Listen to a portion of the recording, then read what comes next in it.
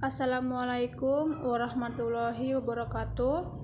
Perkenalkan, saya Hasni Aida, NIM 0704183145 dari Prodi Biologi Fakultas Sains dan Teknologi UIN Sumatera Utara. Di sini saya ingin memaparkan suatu judul tentang anatomi dan fisiologi sistem respirasi untuk memenuhi ujian akhir semester saya di semester 6 pada mata kuliah Anatomi dan Fisiologi Manusia yang diampu oleh Ibu Syukriah MSc.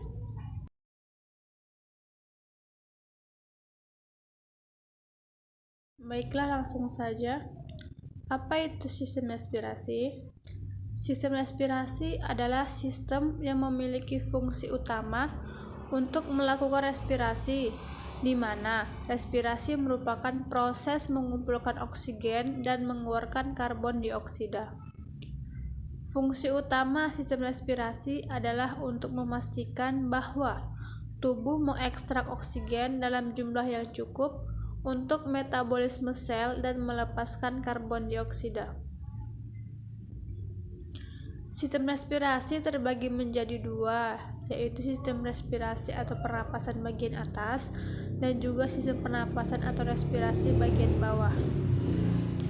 Nah, sistem pernapasan atas terbagi menjadi hidung, faring, dan juga laring, sedangkan pernapasan bagian bawah terdiri dari trakea, bronkus, dan juga paru-paru.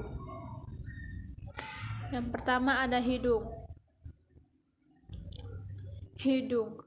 Hidung merupakan masuknya udara bermula dari hidung.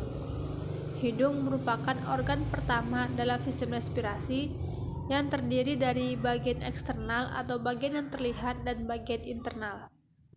Nah, di hidung bagian eksternal terdapat rangka penunjang berupa tulang dan hialin kartilago yang terbungkus oleh otot dan kulit. Struktur interior dari bagian eksternal hidung memiliki 3 fungsi. Yang pertama untuk menghangatkan, melembabkan, dan menyaring udara yang masuk. Yang kedua mendeteksi stimulasi olfaktori atau indera pembau. Dan yang terakhir untuk memodifikasi getaran suara yang melalui bilik resonansi yang besar dan bergema. Rongga hidung sebagai jalan bagian internal digambarkan sebagai ruang yang besar pada anterior tengkorak atau inferior pada tulang hidung, superior pada rongga mulut. Rongga hidung dibatasi dengan otot dan membran mukosa. Selanjutnya yang kedua yaitu faring. Faring atau tenggorokan adalah saluran berbentuk corong dengan panjang kurang lebih 13 cm. Dinding faring disusun oleh otot rangka dan dibatasi oleh membran mukosa. Nah, otot rangka yang terrelaksasi membuat faring dalam posisi tetap, sedangkan apabila otot rangka berkontraksi, maka sedang terjadi proses menelan. Fungsi faring adalah sebagai saluran untuk udara dan makanan, menyediakan ruang resonansi untuk suara saat berbicara, dan sebagai tempat bagi tonsil atau berperan pada reaksi imun terhadap benda asing.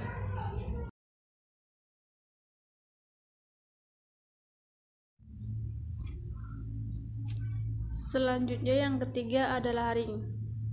Laring tersusun atas 9 bagian jaringan kartilago, 3 bagian tunggal, dan 3 bagian berpasangan. 3 bagian berpasangan adalah kartilago arytenoid, cuneiform, dan corniculate. Arytenoid adalah bagian yang paling signifikan, di mana jaringan ini mempengaruhi pergerakan membran mukosa atau lipatan vokal sebenarnya untuk menghasilkan suara. 3 bagian lain merupakan bagian tunggal, yaitu ada tiroid, epiglotis, dan juga krikoid. Tiroid dan krikoid keduanya berfungsi melindungi pita suara. Epiglotis melindungi saluran udara dan mengalihkan makanan dan minuman agar bisa melewati esofagus. Selanjutnya yang keempat ada trakea. Trakea atau batang tenggorokan merupakan saluran tubuler yang dilewati udara dari laring menuju paru-paru. Trakea juga dilapisi oleh epitel kolumnar bersilia, sehingga dapat menjebak zat selain udara yang masuk lalu akan didorong ke atas melewati esofagus untuk ditelan atau dikeluarkan lewat dahak.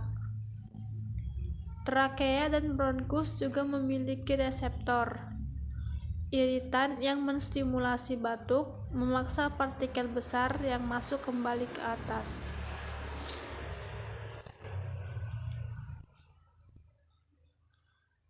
Selanjutnya yang kelima ada bronkus. Setelah laring, trakea terbagi menjadi dua cabang utama, yaitu ada bronkus kanan dan bronkus kiri, yang mana cabang-cabang ini memasuki paru kanan dan kiri pula. Di dalam masing-masing paru, bronkus terus bercabang dan semakin sempit, pendek, dan semakin banyak jumlah cabangnya, seperti percabangan pada pohon. Nah, cabang yang paling kecil dikenal dengan sebutan bronkiole.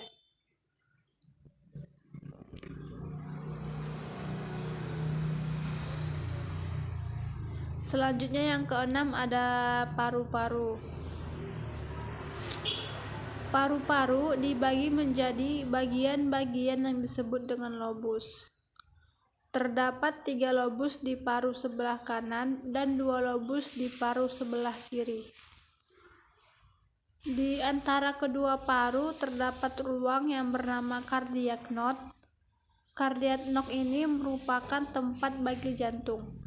Nah, masing-masing paru dibungkus oleh 2 membran pelindung tipis yang disebut dengan parietal dan juga visceral pleura. Parietal pleura membatasi dinding toraks, sedangkan visceral pleura membatasi paru itu sendiri. Di antara kedua pleura terdapat lapisan tipis cairan pelumas. Nah, cairan tipis pelumas ini berfungsi untuk mengurangi gesekan antar kedua pleura, sehingga kedua lapisan dapat bersinggungan satu sama lain saat bernapasan. Cairan ini juga membantu pleura visceral dan parietal melekat satu sama lain, seperti halnya 2 kaca yang saling melekat pada saat kaca itu basah.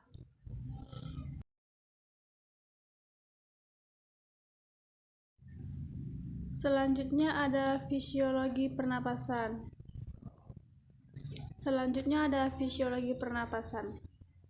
Nah, manusia sangat membutuhkan oksigen dalam hidupnya.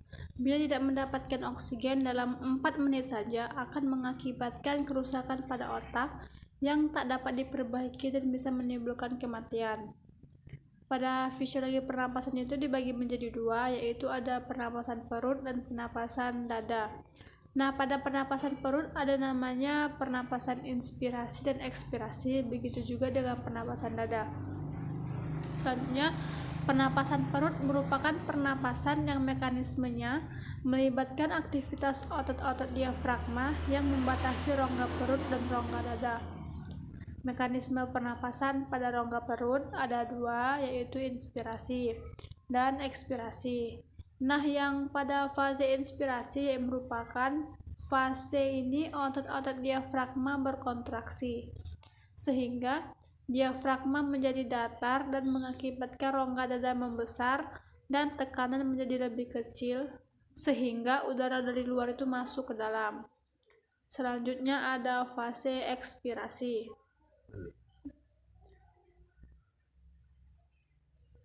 Pada fase ekspirasi ini merupakan fase berelaksasinya otot-otot diafragma atau kembali ke posisi semula, atau dia menjadi mengembang.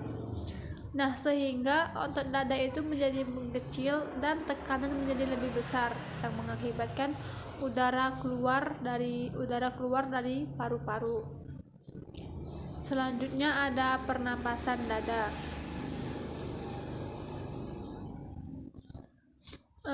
Pada pernapasan dada merupakan pernapasan yang melibatkan otot antar tulang rusuk.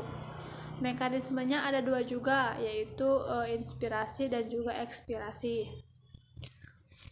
Nah, pada fase yang pertama, pada fase inspirasi, fase ini berupa berkontraksinya otot antar tulang rusuk sehingga rongga pada dada itu membesar, mengakibatkan tekanan dalam rongga dada menjadi lebih kecil daripada tekanan di luar, sehingga udara luar yang kaya akan oksigen bisa masuk ke dalam tubuh. Selanjutnya ada fase ekspirasi.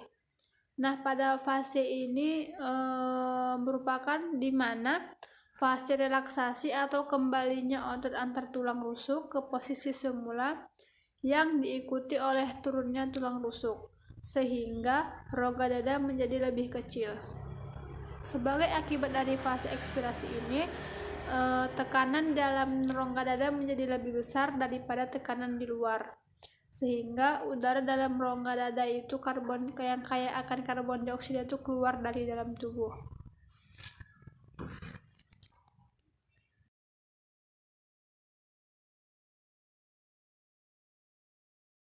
Selanjutnya ada gangguan pada sistem respirasi. Yang pertama, asma. Nah, siapa sih yang tidak tahu asma ini? Pastinya banyak yang tahu ya kan. Dikarenakan asma ini tidak hanya terjadi pada orang yang tua atau dewasa saja, melainkan juga bisa pada anak-anak. Tidak sedikit anak kecil yang terserang penyakit satu ini. Asma sendiri termasuk salah satu jenis penyakit gangguan pernapasan, sehingga sering dikatakan penyakit sesak napas. Masalah ini bisa terjadi lantaran adanya penyempitan pada saluran pernapasan. Penyebab dari penyakit asma ini banyak, diantaranya seperti debu, asap rokok, alergi terhadap bulu hewan, dan bisa juga faktor keturunan. Gejala penyakit satu ini yaitu timbulan sesak napas.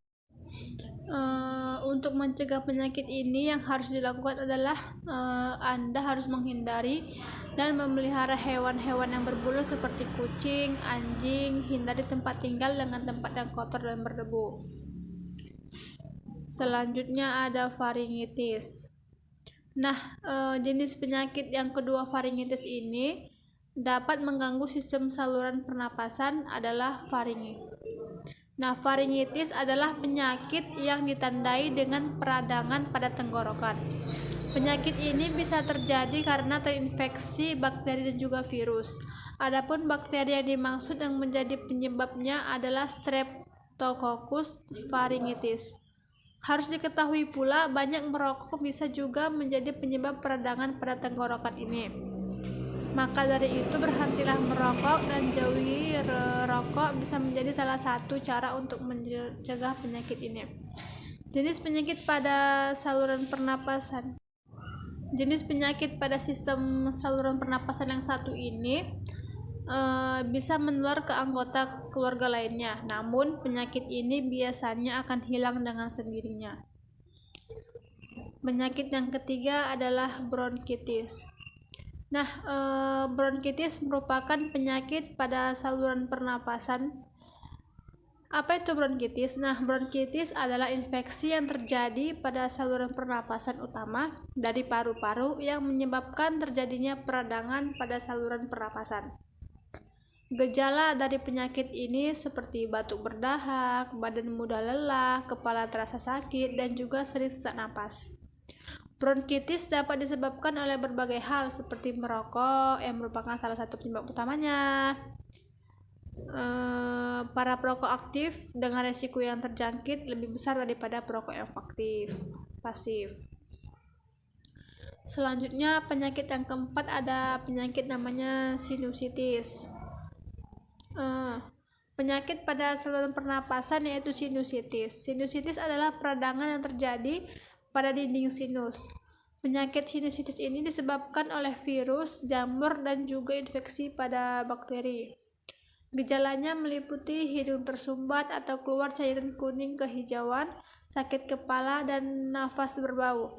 Penyakit ini termasuk penyakit yang harus cepat diobati agar tidak menyulitkan Anda untuk bernapas. karena mengalami hal ini bisa dikatakan cukup lama. Ingat, saat Anda mengalami penyakit sistem pernapasan akibat satu ini tidak kunjung sembuh, segeralah mungkin periksakan diri Anda ke dokter terdekat. Penyakit yang kelima adalah penyakit emfisema. Penyakit emfisema adalah penyakit kronis atau jangka panjang akibat kerusakan pada alveolus, yaitu kantong udara kecil pada paru-paru.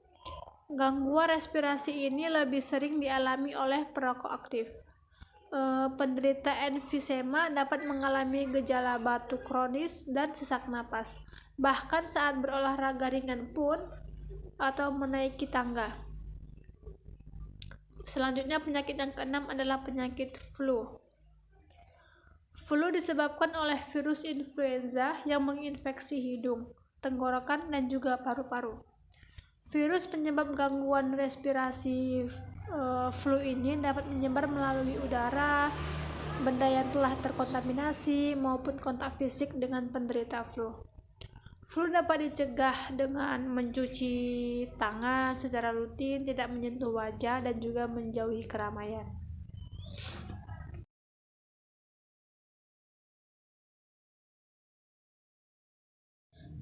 Demikianlah penyampaian materi saya tentang anatomi dan fisiologi sistem respirasi pada manusia. Lebih dan kurangnya saya mohon maaf jika ada kesalahan, itu murni dari saya. Dan saya ucapkan terima kasih dan saya tutup dengan wassalamualaikum warahmatullahi wabarakatuh.